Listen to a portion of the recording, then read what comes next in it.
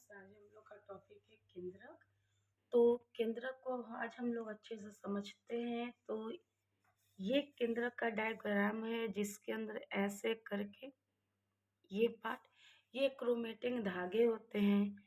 यहाँ पे ये केंद्रिका होता है। इसके नीचे में इस तरीके से राइबोसोम होते हैं। इस तरीके से राइबोसोम होते हैं। साथ ही साथ इसमें एक केंद्रिका छिद्र होती है, यानी कि ये क्या होती है, केंद्रक छिद्र इसको कहते हैं। इस तरीके से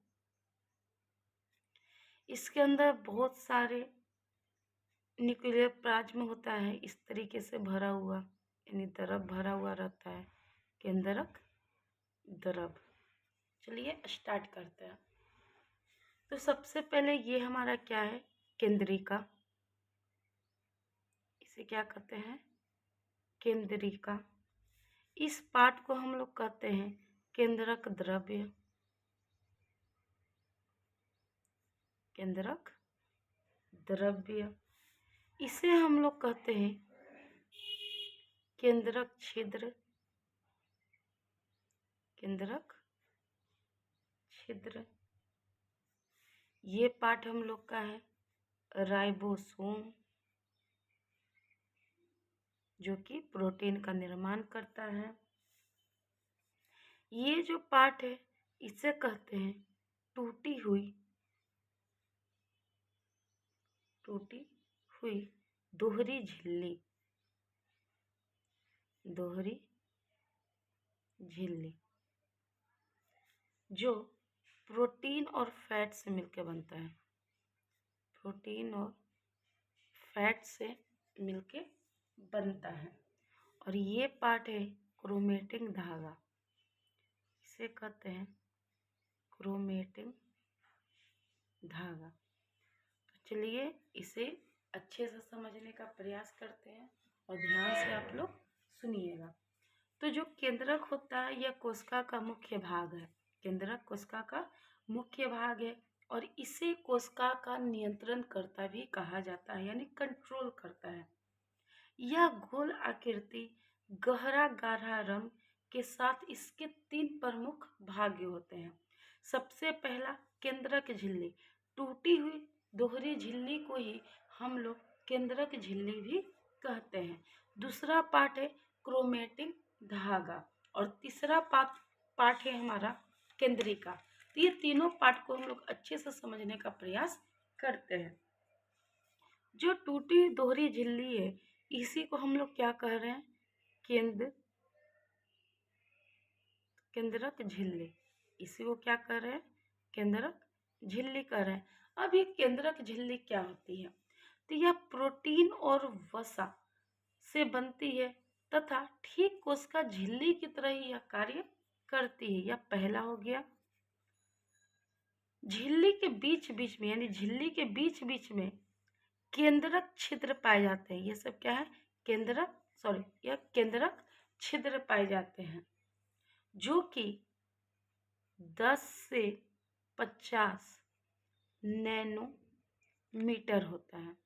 कितना मीटर होता है, 10 से 50 नैनोमीटर का होता है। दूसरा हम लोग का पार्ट है क्रोमेटिक धागा। तो यह केंद्रक द्रव्य में भीगा हुआ धागे नुमा रचना है। ये जो केंद्रक द्रव्य है इसमें यह भीगा हुआ क्या है, रचना है। फ्लेमिंग ने क्रोमेटिन धागा के बारे में बताया था। किसने, फ्लेमिंग ने क्रोमेटिन धागा के बारे में बताया और कहा कि यह डीएनए और प्रोटीन से बनते हैं। यह डीएनए और प्रोटीन से बनते हैं। कौन, क्रोमेटिन धागा। और इसमें आरएनए नहीं होता है, यानी नो आरएनए, इसमें आरएनए नहीं पाया जाता। जैसे कि एक डायग्राम की सहायता से हम लोग समझते हैं। ये मान के चलिए इस तरीके से ये क्रोमेटिन धागा है। अभी इसका क्या होने वाला है, कोशिका विभाजन। इसका क्या होगा, कोशिका विभाजन। जब कोशिका विभाजन की बात आती है तो ये जो क्रोमेटिन धागा है कुछ इस तरीके से होते हैं, कुछ इस तरीके से बनना शुरू करते हैं और धीरे धीरे यहाँ से बाहर निकलते हैं। तो इसमें क्या बोला, डीएनए और प्रोटीन से बनते हैं। तो ये जो डीएनए और प्रोटीन से बनते हैं इसी को क्रोमोमियर्स भी कहते हैं। यानी कि ये किससे बने, तो हिस्टोन नामक प्रोटीन होता है, हिस्टोन प्रोटीन, और साथ में डीएनए, जिसे हम लोग क्रोमोमियर्स भी कहते हैं, क्रोमोमियर्स भी कहते हैं। अब यह जो क्रोमेटिन धागा है, अब यह सघन होगा। सघन कहने का मतलब इकट्ठा होना। तो अब ये क्या होगा, धीरे धीरे इकट्ठा होगा, ऐसे करके इस तरीके से इकट्ठा हो गया।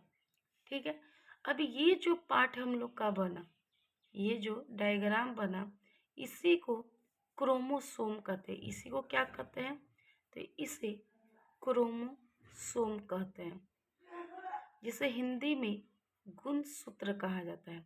इसे हिंदी में क्या कहते हैं, गुणसूत्र, जो आगे हम लोग पढ़ने वाले हैं कि क्रोमोसोम क्या होता है। क्रोमेटिन धागों से किसका निर्माण हुआ, तो गुणसूत्रों का निर्माण हुआ। और ये जो क्रोमेटिन धागे हैं, इनका जो व्यास होता है, इनका व्यास यानी डायमीटर, वह 40 एंगस्ट्रॉम से 150 एंगस्ट्रॉम तक का होता है। तो ये आज हम लोग जाने कि केंद्रक झिल्ली क्या होती है, क्रोमेटिन धागा क्या होता है। तीसरा हम लोग का पार्ट है इसमें केंद्रिका। तीसरा पार्ट कौन सा है, केंद्रिका। तो चलिए अब हम लोग केंद्रिका के बारे में भी जानते हैं। केंद्रिका जिसे हम न्यूक्लियोल्स भी कहते हैं, तो केंद्रिका के द्वारा राइबोसोम का निर्माण होता है, यानी इसी के द्वारा राइबोसोम का निर्माण होता है। फोंटेना एक वैज्ञानिक है जिनका नाम है फोंटोना। इन्होंने केंद्रिका के बारे में बताया, किसके बारे में, तो केंद्रिका के बारे में बताया। परंतु बोमेन ने, एक और वैज्ञानिक आते हैं बोमेन ने केंद्रिका की कार्य प्रणाली के बारे में बताया। किसके बारे में, कार्य प्रणाली, कि केंद्रिका कैसे काम करती है। इसी में अगर संपूर्ण केंद्रिका के बारे में बात किया जाए कि संपूर्ण केंद्रिका के बारे में किसने बताया, यानी पूरे तरीके से कौन बताए, तो ये आते हैं रॉबर्ट ब्राउन। रॉबर्ट ब्राउन जी ने संपूर्ण केंद्रिका के बारे में बताया है। केंद्रक में यानी इस केंद्रिका में प्रोटीन 70% होता है, साथ में डीएनए, आरएनए और फैट पाया जाता है, और ये सब से मिलकर केंद्रिका का निर्माण होता है। आरबीसी में केंद्रक नहीं पाए जाते, यानी इसमें केंद्रक नहीं पाए जाते। यानी किसके आरबीसी में, मानव के आरबीसी में केंद्रिका नहीं पाए जाते हैं। किंतु ऊंट हो गया, लंबा एक जानवर आता है, ये सबके आरबीसी में यह केंद्रिका पाया जाता है। केंद्रक में केंद्रक द्रव, यानी इस केंद्रक में क्या थे, केंद्रक द्रव भी थे। तो केंद्रक द्रव का अगर बात किया जाए, केंद्रक द्रव्य का, तो यह प्रोटीन, एंजाइम, प्रोटीन हो गया, एंजाइम हो गया, राइबोसोम,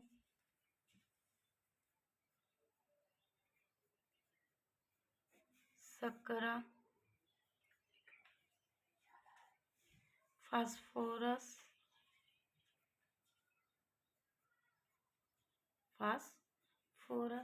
आदि से मिलकर, ठीक है, आदि से मिलकर केंद्रक द्रव्य का निर्माण होता है। अब हम लोग जानते हैं क्रोमोसोम। ये क्रोमोसोम क्या होता है? तो अगला टॉपिक हम लोग का है क्रोमोसोम, जिसे गुणसूत्र हिंदी में कहते हैं, गुणसूत्र। चलिए अब इसके बारे में हम लोग जानते हैं कि क्रोमोसोम क्या होता है। अब हम लोग का टॉपिक है क्रोमोसोम यानी गुणसूत्र। तो गुणसूत्र हमारे आनुवंशिकी गुणों का वाहक होता है। यह आनुवंशिकी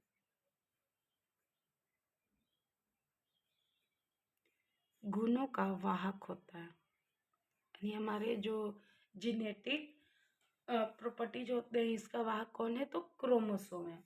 और कोशिका विभाजन के दौरान यह क्रोमेटिन से परिवर्तित होकर बनता है। यानी कि यहाँ पे अगर देखें तो यहाँ पे कोशिका विभाजन हुआ और ये क्रोमेटिन धागा से टूट के, यानी किसमें बदल के क्या बना था? हमारा ये गुणसूत्र बना था।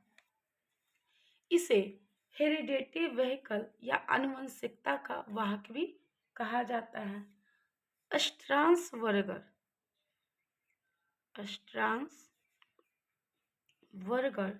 ने सबसे पहले गुणसूत्र के बारे में बताया और वाल्डेयर ने इसकी व्याख्या की थी। वाल्डेयर ने क्रोमोसोम की व्याख्या की थी।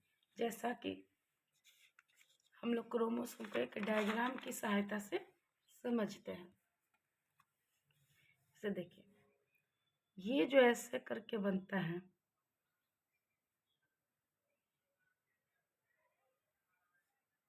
ये तो यहाँ जो पार्ट बना, ये पार्ट, और नीचे में ये पार्ट,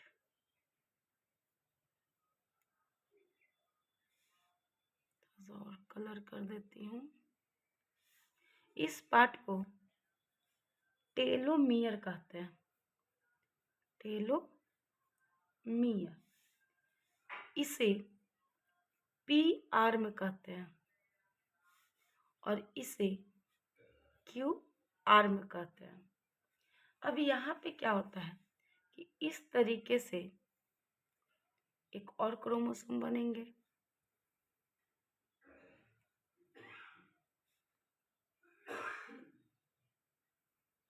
इस तरीके से बन गए क्रोमोसोम। तो ये जो पार्ट होता है, इसे मैं कलर कर देती हूँ, नीचे भी।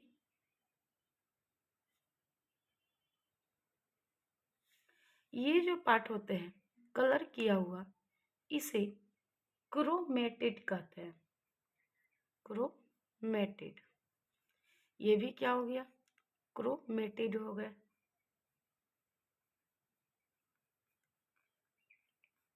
ये जो पार्ट है बीच में, यानी जिस बिंदु पे ये सब मिलते हैं, इसे कहते हैं सेंट्रोमियर, सेंट्रोमियर।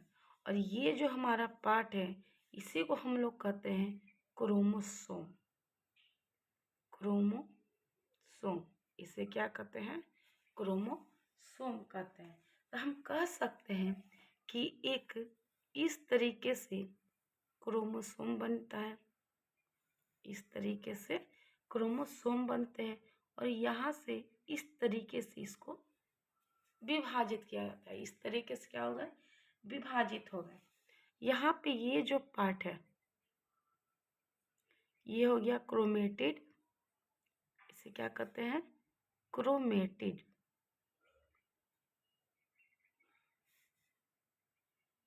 नीचे भी हो गया और इधर भी हो गया। तो ये जो पार्ट है, इसे कहते हैं क्रोमेटिड। इधर भी ये जो पार्ट है, इसे भी कहते हैं क्रोमेटिड। ये जो है, इसके अंदर ऐसे ऐसे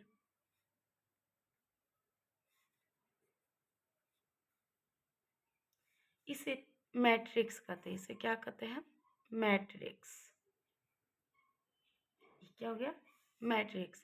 ये पार्ट को कहते हैं पी आर्म यानी पी भुजा। ठीक है, ये जो पार्ट है इसे बाहर वाले को कहते हैं आउटर लेयर। इसे क्या कहते हैं? आउटर लेयर, यानी कि इसे पॉलिकल कहा जाता है। पॉलिकल। ये जो अंदर का पार्ट है इसे क्यू भुजा कहते हैं। इसे क्या कहते हैं? क्यू भुजा यानी क्यू आर। जिस बिंदु पे यह मिलता है, जिस बिंदु पे यहाँ पे क्या हो रहा है, मिल रहा है, इसे सेंट्रोमियर कहते हैं। सेंट्रोमियर। ये जो पार्ट है बाहर का इसे टीलोमियर कहते हैं। टीलोमियर। तो कुछ इस तरीके से क्रोमोसोम के डायग्राम होते हैं। तो एक गुणसूत्र में 2 क्रोमेटिड होते हैं, इन्हें सिस्टर क्रोमेटिड भी कहा जाता है। जहाँ पे 2 क्रोमेटिड आपस में मिलते हैं, 2 क्रोमेटिड आपस में मिलते हैं, उसे सेंट्रोमियर कहा जाता है। गुणसूत्र की जो बाहर की परत है उसे पॉलिकल कहते हैं। पॉलिकल के जो भीतर है, पॉलिकल के जो भीतर होता है उसे मैट्रिक्स कहते हैं, यानी मैट्रिक्स पाया जाता है, जिसमें डीएनए और हिस्टोन प्रोटीन रहता है। ऊपर की भुजा पी भुजा होती है और नीचे की भुजा क्यू भुजा होती है। भुजा के शीर्ष पे ये टेलोमियर पाए जाते हैं और इन्हीं से उम्र का निर्धारण होता है। टेलोमियर से किसका निर्धारण होता है? तो उम्र का निर्धारण होता है। प्रत्येक प्रजाति में गुणसूत्रों की संख्या समान होती है, यानी जितने भी प्रजाति हैं सब में गुणसूत्रों की संख्या क्या है? समान है। जैसे अगर मनुष्य का बात किया जाए तो मनुष्य में 23 जोड़ी होते हैं, यानी टोटल 46 जोड़ी। जैसे कि ह्यूमन का अगर बात किया जाए, मानव का, तो इसमें 23 जोड़ी होते हैं। कितने जोड़ी? 23 जोड़ी। अब इस 23 जोड़ी में अगर हम इसे बांटें तो 22 गुणसूत्र जोड़ी होते हैं। 22 गुणसूत्र जोड़ी होते हैं जो कि ऑटोसम होते हैं, यानी कि पहले से ही मौजूद होते हैं। ऑटोसम। ठीक है, इसके बाद इसमें एक 23वां जोड़ी जुड़ता है। 23वीं जोड़ी जिसे सेक्स क्रोमोसोम कहते हैं। सेक्स क्रोमोसोम कहते हैं। अगर इसका बात किया जाए तो मेल में, इसमें मेल में ये 22 गुणसूत्र होंगे और साथ में XY यानी 23वीं जोड़ी इनमें क्या होती है? XY, जो सेक्स क्रोमोसोम होते हैं। फीमेल का अगर बात किया जाए तो इनमें 22 गुणसूत्र होते हैं और X क्या होते हैं? सेक्स क्रोमोसोम होते हैं। इससे पता यह चलता है कि फीमेल में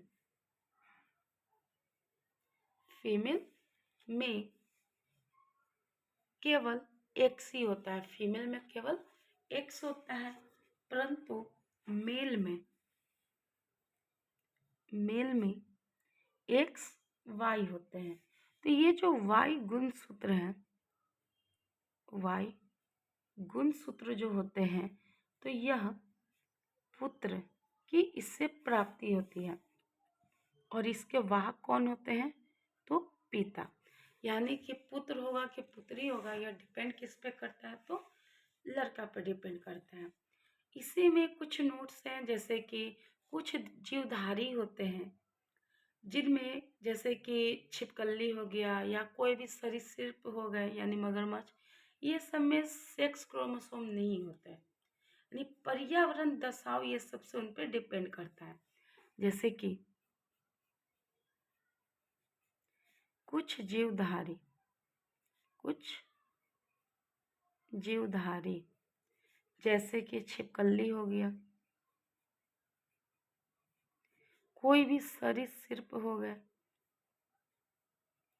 जैसे कि मगरमच्छ ले लीजिए। तो इन सब में सेक्स क्रोमोसोम नहीं होता है, सेक्स क्रोमोसोम नहीं पाए जाते हैं। इनमें पर्यावरणीय दशा और तापमान के आधार पर इनके लिंग का निर्धारण होता है कि ये स्त्रीलिंग है या पुल्लिंग है। लिंग का निर्धारण होता है। सबसे अधिक अगर गुणसूत्र का बात किया जाए, सबसे अधिक गुणसूत्र वाले जीव तो औला कैंथा नामक जीवधारी है, जिसमें 1600 गुणसूत्र पाए जाते हैं। 1600 गुणसूत्र पाए जाते हैं। जबकि सबसे कम का अगर बात किया जाए, सबसे कम गुणसूत्र वाले जीव का बात किया जाए तो अस्केरस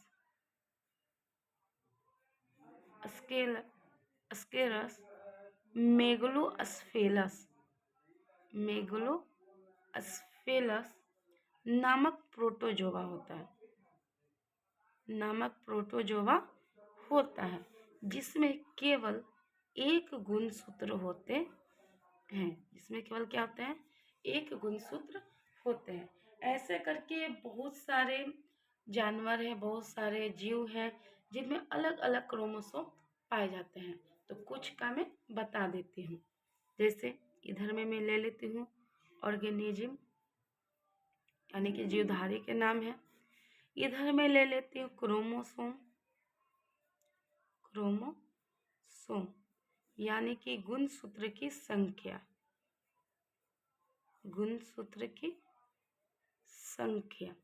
चलिए इसके बारे में बात करते हैं। इसमें पहला होता है मानव। अगर मानव का बात किया जाए तो इनमें 46 गुणसूत्र पाए जाते हैं। चिंपैंजी का अगर बात किया जाए,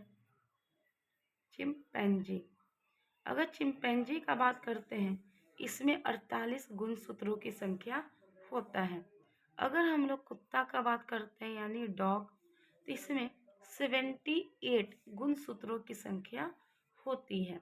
अगर घोड़ा का बात करें तो इनमें 64 गुणसूत्र पाए जाते हैं। अगर हम लोग बात करते हैं मुर्गा का, तो इनमें 78 गुणसूत्र पाए जाते हैं।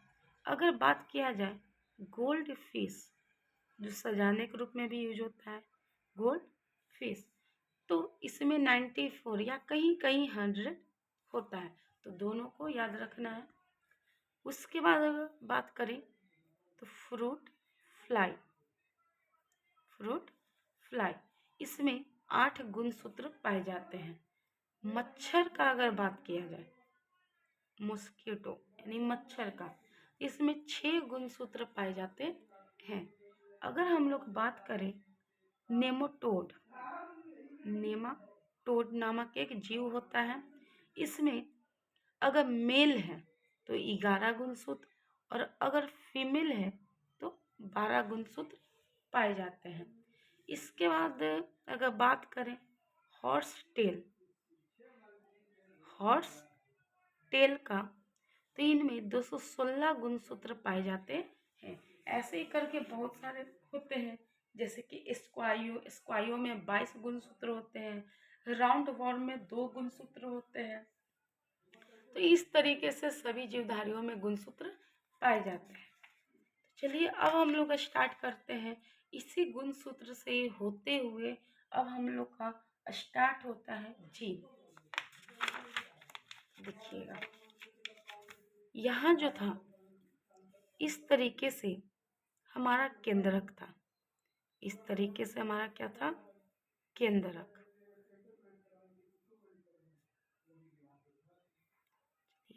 ये हो गया केंद्र। इस केंद्र के अंदर इस तरीके से क्या पाए गए थे, क्रोमेटिन धागा।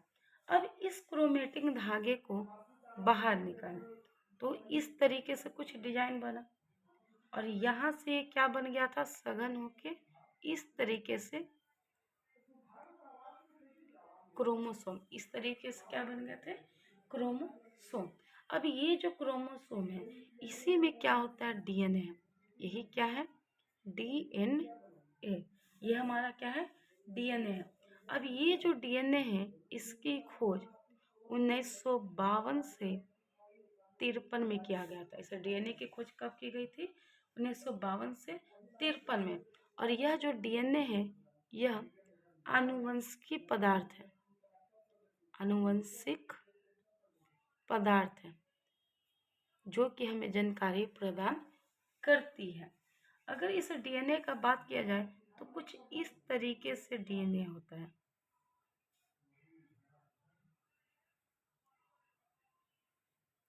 कुछ इस तरीके से क्या होते हैं, डीएनए होते हैं। और इसमें इस तरीके से बेस भरे हुए रहते हैं, यानी कि क्षार भरे हुए रहते हैं। जैसे कि एक होता है ए, जी, टी, सी, इधर में होता है टी, सी, ए, जी। इसका कहने का मतलब है कि यह त्रिविमीय त्रिविमीय संरचना है। कैसी संरचना है, त्रिविमीय संरचना है। ए से होता है एंडोनिन, जी से ग्वानिन, टी से थाइमिन और सी से साइटोनिन। ठीक है, तो ये 4 प्रकार के क्या होते हैं, तो क्षार होते हैं। ये 4 प्रकार के क्या होते हैं, तो ये 4 प्रकार के क्षार हैं। कौन कौन है, तो यहाँ लिख देती हूँ, एंडोनिन, ग्वानिन, साइटोनिन, लास्ट होता है हम लोग का थाइमिन। ये 4 प्रकार के क्षार होते हैं। अब ये जो क्षार हैं ये कणनुमा, ये कैसा है, कणनुमा, यानी कि पार्टिकल है। अब ये पार्टिकल जो है तो ये क्षार जो है ये क्रमबद्ध है। कैसे है, क्रमबद्ध। यहाँ पे देख लीजिए ये क्या है, क्रमबद्ध है। तो इसी क्रमबद्ध से क्या बनता है, जीन। इसी क्रमबद्ध से क्या, किसका निर्माण होता है, तो जीन का निर्माण होता है। और जो जीन होते हैं यह आनुवंशिकता, किसका, आनुवंशिकता का इकाई होता है। ये जो जीन होता है यह आनुवंशिकता का क्या होता है, यूनिट होता है, यानी कि इकाई होता है। यही जो आनुवंशिकता है जब इसे इकट्ठा करेंगे, इसे क्या करेंगे, इकट्ठा करेंगे, जमा करेंगे, तो ये बनेगा जीनोम। ये क्या बनेगा, जीनोम। ठीक है, और इसी जीनोम का अध्ययन करना, इसी जीनोम का अध्ययन करना जीनोमिन्स कहलाता है, जीनोम्स कहलाता है। तो कुछ इस तरीके से यहाँ पर कहानी बनती है। तो अब हम लोग का टॉपिक है डीएनए। अब हम लोग का टॉपिक क्या है, तो डीएनए, यानी कि अब हम लोग पढ़ते हैं कि यह डीएनए क्या होता है, डीएनए क्या होता है। तो चलिए अब हम लोग स्टार्ट करते हैं। अगर डीएनए का बात किया जाए तो डीएनए का फुल फॉर्म, डीएनए का full form deoxy deoxy ribo deoxy nucleic acid होता है। डीऑक्सी न्यूक्लिक एसिड होता है। डीएनए हमारा आनुवंशिक पदार्थ है जो कि जीन से मिलकर बना है। जो किससे मिलकर बना है, तो जीन से मिलकर बनता है। और जीन जो है आनुवंशिकता की इकाई होती है। अब अगर बात किया जाए डीएनए की खोज, तो डीएनए की खोज फ्रेडरिक मिशनर जी ने किया था। किसने किया था, तो फ्रेडरिक मिशनर ने किया था। जब ये WBC पे रिसर्च कर रहे थे, इस पे WBC पे जब ये रिसर्च कर रहे थे उसी दौरान इन्होंने डीएनए को न्यूक्लियन नाम दिया था। उसी दौरान डीएनए को फ्रेडरिक मिशनर ने न्यूक्लियन, ठीक है, क्या नाम दिया? न्यूक्लियन नाम दिया, जो आगे चल के डीएनए बना, जो आगे चल के क्या बना? डीएनए बना। अगर बात करें तो डीएनए में डबल हेलिक्स रचना होती है। डीएनए में डबल हेलिक्स संरचना होती है, साथ ही साथ 3D स्ट्रक्चर भी होता है। 3D स्ट्रक्चर भी होता है। तो इसके बारे में रोसलैंड फ्रैंकलिन ने बताया। किसने बताया? रोसलैंड फ्रैंकलिन जी ने हमें बताया कि डीएनए में डबल हेलिक्स संरचना होती है और 3D स्ट्रक्चर भी होते हैं। साथ ही साथ रॉबर्ट वाटसन और फ्रांसिस क्रिक, कौन थे? रॉबर्ट वाटसन और फ्रांसिस क्रिक ने डीएनए का त्रिविमीय मॉडल तैयार किया, यानी 3D मॉडल क्या किया? तैयार किया, और इसे 1952 से 53 में पूरी दुनिया के सामने इसे पेश किया। 1952 से 1953 में इसे पूरी दुनिया के सामने पेश किया, और 1962 में इन्हें नोबेल पुरस्कार दिया गया। नोबेल पुरस्कार दिया गया, ठीक है। इसके बाद अगर बात करें type of DNA, type of DNA कि डीएनए के क्या टाइप होते हैं, तो इसमें पहला टाइप होता है बी डीएनए। बी डीएनए, ये जो बी डीएनए होता है तो ये वाटसन और क्रिक ने दिया था। वाटसन और क्रिक के द्वारा दिया गया था। और डीएनए एक मॉडल है और इसे स्टैंडर्ड मॉडल भी कहा जाता है। स्टैंडर्ड मॉडल भी कहा जाता है। Standard DNA model, standard DNA model भी कहा जाता है। सेकंड में अगर बात करें तो एम डीएनए होता है। एम डीएनए, तो यह आनुवंशिक बीमारियों के लिए जिम्मेदार होता है। आनुवंशिक बीमारियों के लिए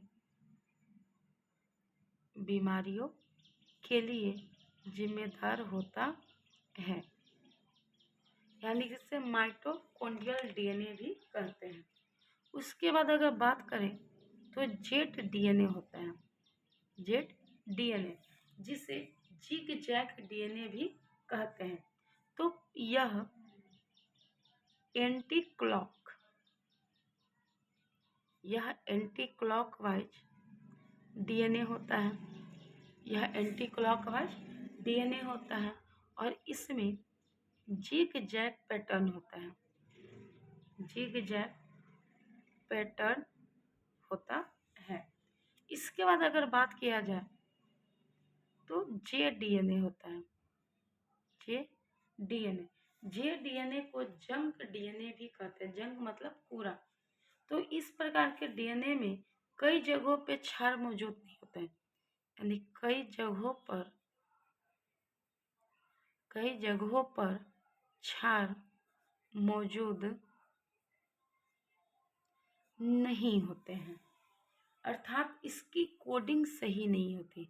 इसकी जो कोडिंग होती है, इसकी कोडिंग वो सही नहीं होती है, इसीलिए इसे नॉन कोडिंग डीएनए भी कहते हैं। इसलिए इसे क्या कहते हैं? नॉन कोडिंग डीएनए भी कहते हैं। और डीएनए का लास्ट टाइप है एस डीएनए। एस डीएनए, जिसे सैटेलाइट डीएनए भी कहते हैं। और इस प्रकार के डीएनए में कोडिंग ज़्यादा हो जाती है। कोडिंग ज़्यादा हो जाती है, जिससे जीन की पुनरावृत्ति हो जाती है, यानी कि जीन दोहराव अपना कर लेता है, जीन दोहराया जाता है। ये किस में होता है? तो यह सेटेलाइट डीएनए में होता है। अब अगर हम लोग बात करें function of DNA, function of DNA, ये फंक्शन कैसे होता है? तो सबसे पहला तो यह आनुवंशिक जानकारियों को इकट्ठा करता है, आनुवंशिक जानकारियों को इकट्ठा करना इनका सबसे पहला फंक्शन है। दूसरा इनका फंक्शन होता है कि शरीर में प्रोटीन निर्माण पर नियंत्रण रखता है, कि प्रोटीन ज़्यादा न बने, प्रोटीन कम न बने, जितनी की आवश्यकता है उतना ही प्रोटीन बने। ठीक है, यानी कि इसे हम कह सकते हैं कि ये जो हमारा डीएनए है कुछ इस तरीके से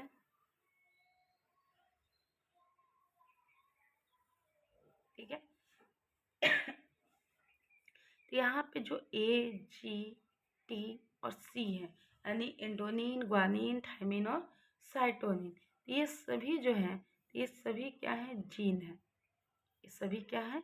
जीन है। और इसी से क्या बना? जीनोम। इसी से क्या बना? जीनोम।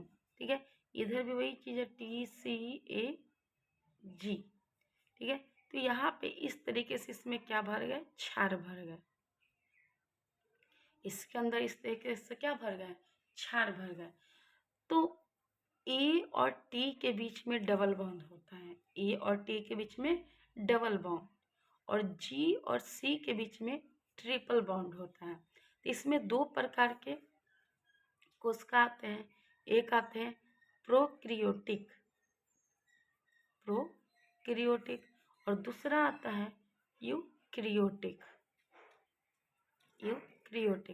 तो इसके बारे में अब हम लोग चर्चा करते हैं कि प्रोक्रियोटिक क्या होता है और यूक्रियोटिक क्या होता है।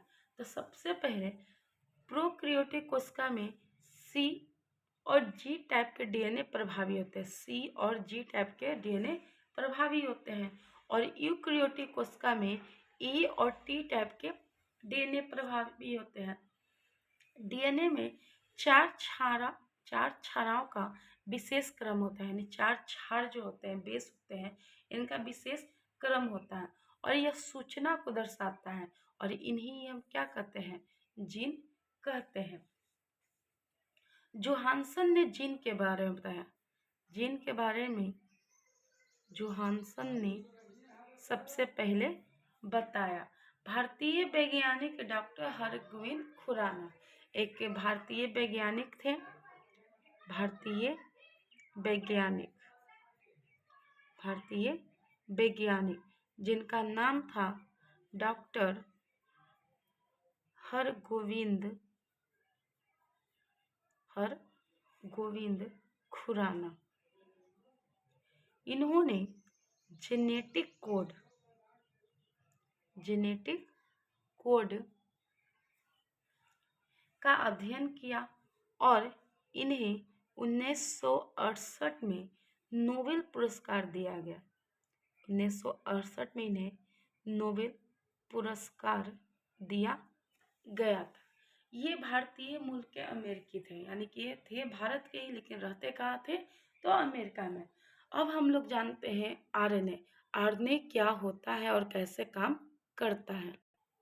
अब हम लोग का टॉपिक है आरएनए। तो आरएनए भी आनुवंशिक पदार्थ है। ये भी क्या है? तो यह भी आनुवंशिक पदार्थ है, आनुवंशिक पदार्थ है। यह आनुवंशिक गुणों का निर्धारण नहीं कर सकता, लेकिन यह आनुवंशिक गुणों का निर्धारण नहीं कर सकता है। कुछ वायरस में निर्धारण करता है। अपवाद में कुछ वायरस ले सकते हैं, कुछ वायरस में गुणों का निर्धारण यह करता है। आरएनए में 4 क्षार होते हैं। आरएनए में 4 प्रकार के क्षार होते हैं। पहला होता है एंडोनिन, सेकंड में होता है ग्वानिन, थर्ड में होता है साइटोसिन और फोर्थ में होता है यूरेकल यूरेसल यूरेसल थर्ड में क्या होता है यूरेसल। तो फ्रेडरिक मिशनर कौन थे वैज्ञानिक? फ्रेडरिक मिशनर। फ्रेडरिक मिशनर ने शुरुआती दौर में आरएनए के बारे में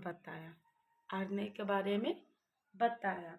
फिर इसमें कई वैज्ञानिक आ गए, जैसे रॉबर्ट हॉली,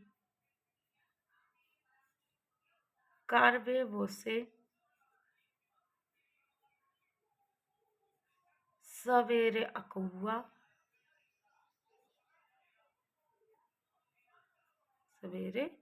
अकौआ, इन लोगों ने भी आरएनए के बारे में बताया, आरएनए के बारे में व्याख्या किया है। तो कभी कभी इन्हें भी खोजकर्ता मान लिया जाता है। वाटसन और क्रिक ने, अगर बात किया जाए, वाटसन और क्रिक ने आरएनए की संरचना दी। कौन? वाटसन और क्रिक ने। अब हम लोग बात करें आरएनए के प्रकार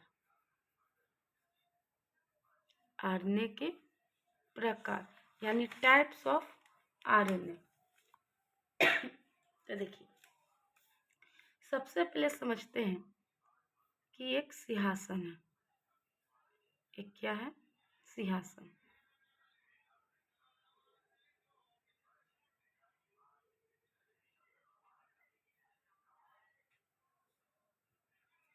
ये एक सिंहासन है और इस पे बैठा हुआ है डीएनए। इस पे कौन बैठा हुआ है? तो डीएनए बैठा हुआ है। यहाँ पे एक आरएनए है। ये कौन है? आरएनए है।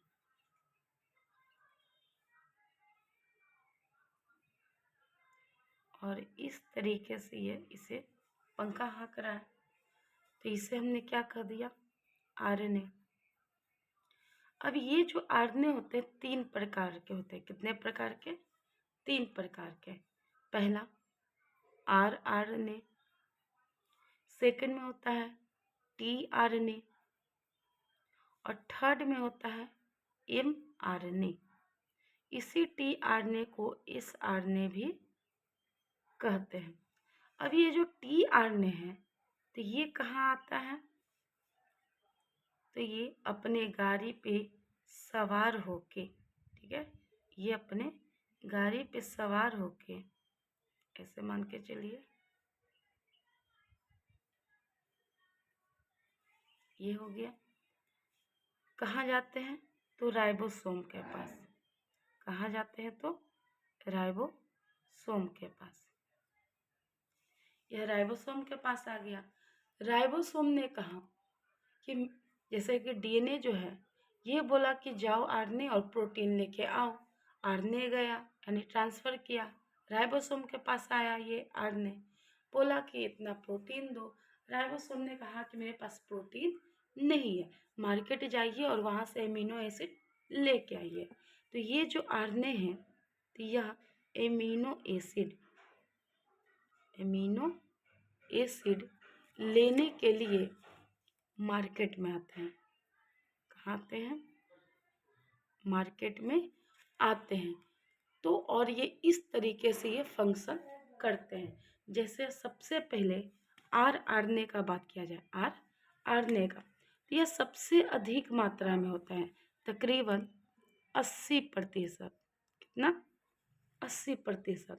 और यह राइबोसोम के साथ मिलकर प्रोटीन बनाता है। अगर टीआरएनए या एसआरएनए का बात करें तो यह एमिनो एसिड का ट्रांसफर राइबोसोम तक करता है। और टीआरएनए में एंटीकोडोन पाए जाते हैं और ये जल में जल्दी में से घुल भी जाता है, इसीलिए इसे एसआरएनए भी कहा जाता है। यानी कि ये जो टीआरएनए ये जल में जल्दी से घुल जाते हैं, इसलिए इसे एसआरएनए भी कहते हैं। अगर एमआरएनए का बात किया जाए तो इसका जन्म डीएनए से होता है और जीवन काल बहुत कम इसका होता है। यह सूचनाओं को राइबोसोम तक ले जाता है और प्रोटीन निर्माण के लिए संदेश देता है। यह किसका प्रोटीन निर्माण के लिए संदेश देता है? एमआरएनए। इसी में अगर बात किया जाए तो एक होता है biology translation. Biology translation biology translation कहने का मतलब होता है कि जो राइबोसोम है वो प्रोटीन का निर्माण करते हैं। वो किसका निर्माण करते हैं? प्रोटीन का। इसीलिए इसे एमआरएनए भी कहते हैं, यानी मैसेज आरएनए भी इसे कहते हैं। दूसरा अगर बात किया जाए तो बायोलॉजी ट्रांसक्रिप्शन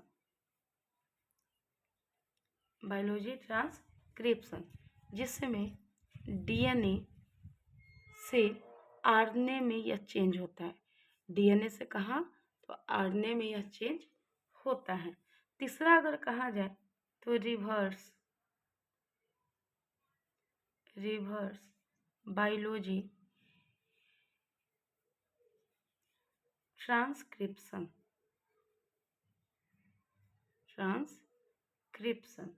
इसमें जो आरएनए है तो आरएनए से किसमें बदलता है? डीएनए में। आरएनए से कहाँ बदलता है? तो डीएनए में।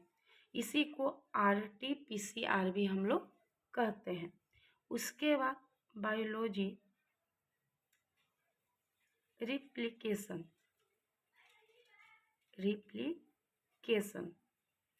इसमें होता है कि यह डीएनए से डीएनए में ही बदलता है, या डीएनए से किसमें? डीएनए में, यानी कि इसकी संख्या में वृद्धि करेगा। आरएनए से आरएनए में, आरएनए से किधर? आरएनए में ही यह बदलता है। तो यह आरएनए के कुछ पॉइंट हैं। अब अगर हम लोग बात करें कोशिका का प्रकार, टाइप्स ऑफ सेल, कोशिका के प्रकार, तो यह 2 प्रकार के होते हैं। ये कितने प्रकार के होते हैं? 2 प्रकार के हैं। पहला होता है प्रोक्रियोटिक और दूसरा होता है यूक्रियोटिक। अब ये प्रोक्रियोटिक क्या है? तो प्रोक्रियोटिक कहने का मतलब होता है कि यह प्रारंभिक एवं अविकसित कोशिका है। यह कैसा है? प्रारंभिक ही है और अविकसित कोशिकाएं होती हैं। अविकसित कोशिकाएं होती हैं। अगर वही यूक्रियोटिक का बात किया जाए तो यह विकसित कोशिकाएं हैं। यह कैसा कोशिका है? तो विकसित कोशिकाएं हैं। अगर प्रोक्रियोटिक में कहा जाए तो इसमें कोशिकांगों का अभाव होता है। कोशिकांगों का अभाव होता है, जबकि यूक्रियोटिक में सभी कोशिकांग होते हैं। सभी कोशिकांग प्रेजेंट होते हैं। अगर प्रोक्रियोटिक का बात किया जाए तो यह केवल प्लाज्मा झिल्ली ही पाई जाती है, यानी इसमें केवल प्लाज्मा झिल्ली ही पाई जाती है। जबकि यूक्रियोटिक में प्लाज्मा झिल्ली के साथ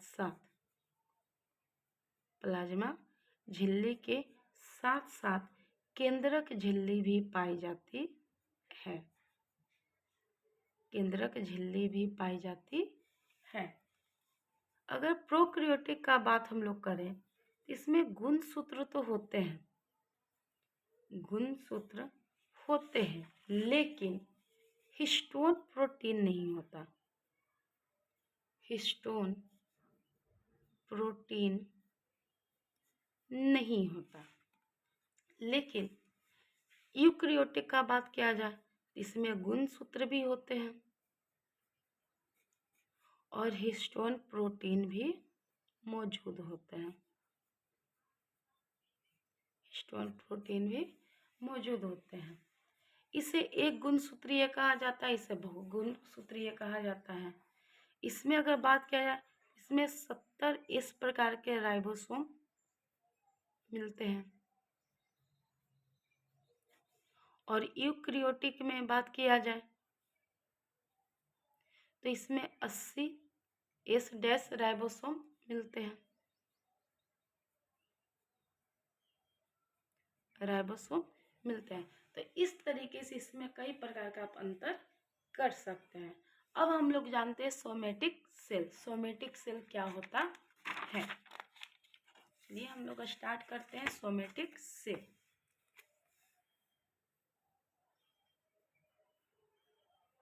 सोमेटिक सेल, सोमेटिक सेल क्या होता है? सोमेटिक सेल कहने का मतलब कि इसे देही कोशिका भी कहते हैं, इसे देही कोशिका भी कहते हैं और इसी से हमारा शरीर बनता है, इसी से हमारा शरीर बनता है। जैसे त्वचा, अस्थि, मांसपेशियाँ, मांसपेशियाँ, ठीक है, ब्लड हो गए, ब्लड, ये सभी किनसे बनते हैं? तो सोमेटिक सेल से ही बनते हैं। सोमेटिक सेल में अगर बात किया जाए तो इनमें 46 गुणसूत्र होते हैं, 46 गुणसूत्र यानी 2n, यानी कि मेल में भी 46 और फीमेल में भी 46 होते हैं। लेकिन रिप्रोडक्टिव सेल का बात किया जाए, रिप्रोडक्टिव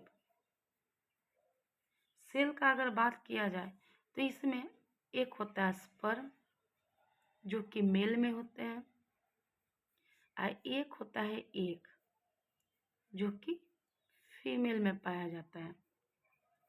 इसलिए इनमें 23 गुणसूत्र पाए जाते हैं। इसमें कितना गुणसूत्र पाया जाता है? तो इसमें 23 गुणसूत्र पाए जाते हैं। तो रिप्रोडक्टिव सेल में कितने गुणसूत्र हो गए? तो 23 गुणसूत्र हो गए। उसके बाद अगर अब हम लोग बात करते हैं सेल डिवीजन, सेल डिवीजन, ये सेल डिवीजन क्या होता है? तो चलिए अब हम लोग बात करते हैं सेल डिवीजन।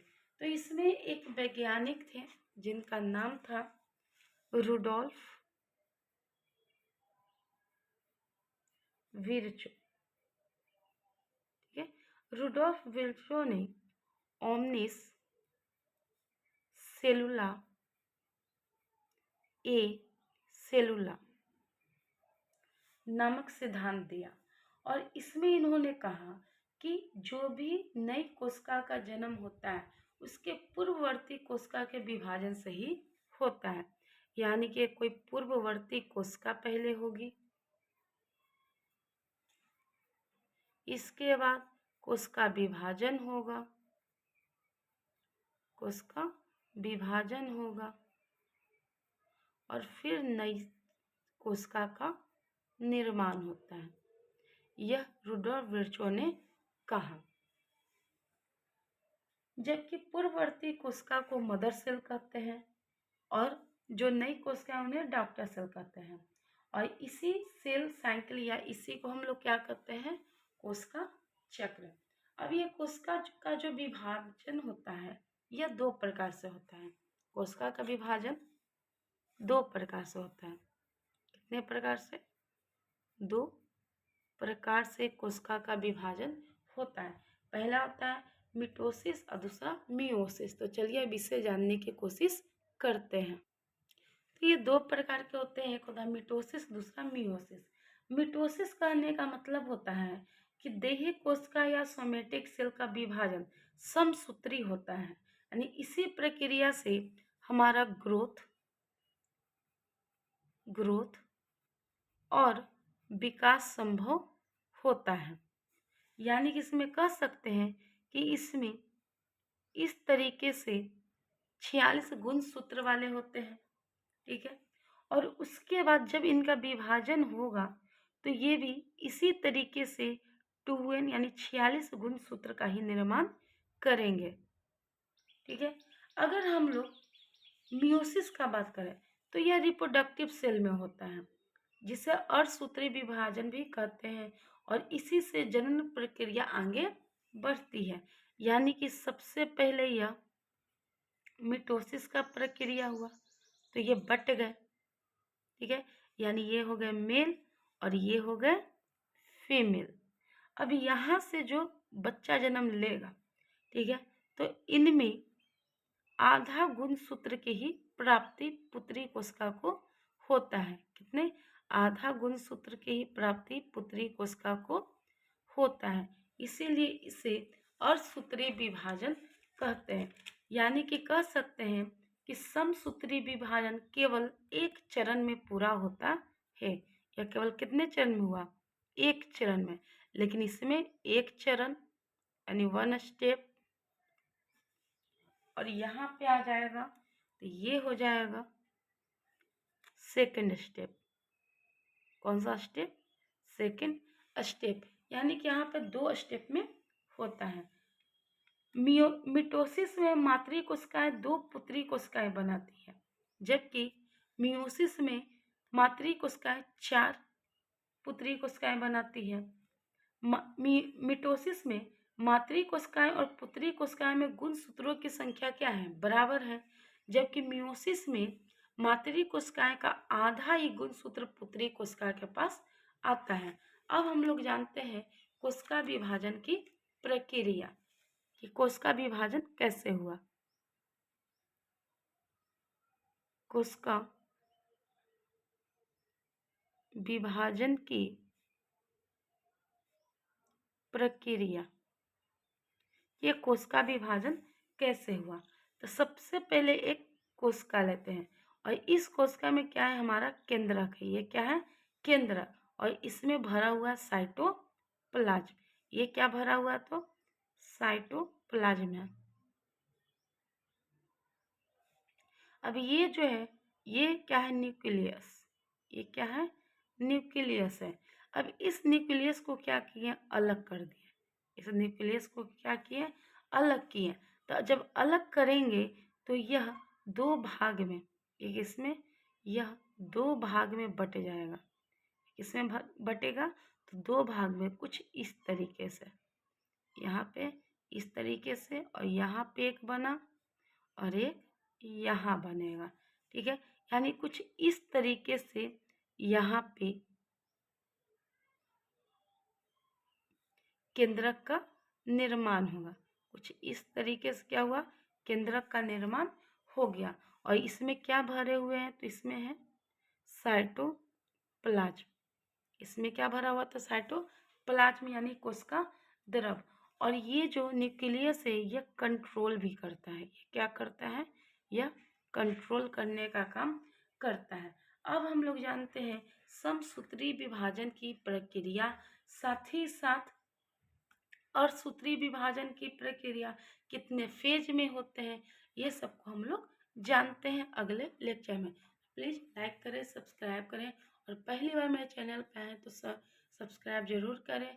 और साथ में कोई भी प्रॉब्लम हो तो आप कमेंट करें, मैं आपकी कमेंट का आंसर दूंगी। तो एक टॉपिक और हम लोग का चलेगा, और उसके बाद सेल हम लोग का कंप्लीट हो जाएगा।